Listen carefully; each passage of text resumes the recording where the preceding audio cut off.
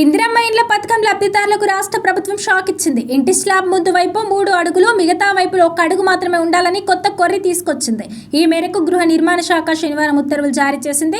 చాలా చోట్ల లబ్ధిదారులు ఇందిరమ్మ ఇండ్ల నిర్మాణంలో ముందు వైపు గోడల కంటే 3 నుంచి 8 అడుగుల వరకు స్లాబ్ ను పొడిగిస్తున్నారని తెలిసింది. దీంతో ప్రభుత్వం ఇచ్చే 5 లక్షల ఆర్థిక సాయం చాలక మిగిలిన మొత్తానికి అప్పులు చేస్తున్నారని, కొందరు నిర్మాణాలను మధ్యలోనే వదిలేస్తున్నారని తెలిసింది. ఈ ఇబ్బందులను అరికట్టేందుకు స్లాబ్ వైశాల్యంపై పరిమితులు విధిస్తున్నట్లు ఉత్తర్వుల్లో పేర్కొంది. స్లాబ్ 600 చదరపు అడుగులు ఉంటే స్లాబ్ ఏరియా 750 చదరపు అడుగులు మించొద్దని నిబంధన పెట్టింది. ఒకవేళ స్లాబ్ 400 చదరపు అడుగులు ఉంటే స్లాబ్ ఏరియా 500 చదరపు అడుగులు మించొద్దని సూచించింది. స్లాబ్ ను పెంచే బదులు లబ్ధిదారుల వర్షం, ఎండ నుంచి రక్షణకు తలుపులు, కిటికీలపై సజ్జలు లేదా సన్ షేడ్స్ ఏర్పాటు చేసుకోవాలని సలహా ఇచ్చింది. ఇంటి ముందు నీడ కోసం కాంక్రీట్ స్లాబ్ ను వాడకుండా ఎక్కువ ఖర్చుతో GI షీట్లను ఉపయోగించాలని స్పష్టం చేసింది. ఈ నిబంధనలు ఆదివారం నుంచి అమల్లోకి రానున్నాయి. వర్షం, ఎండ నుంచి రక్షణకు ఇండ్ల నిర్మాణ సమయంలో ఇంటి ముందు స్లాబ్ విస్తీర్ణం ఎక్కువగా ఉండేలా చూసుకుంటారు. ప్రభుత్వం ఇందిరమ్మ ఇండ్ల విషయంలో తాము చెప్పినట్టు నిర్మిస్తేనే బిల్లులు చెల్లిస్తామని గతంలో చెప్పింది.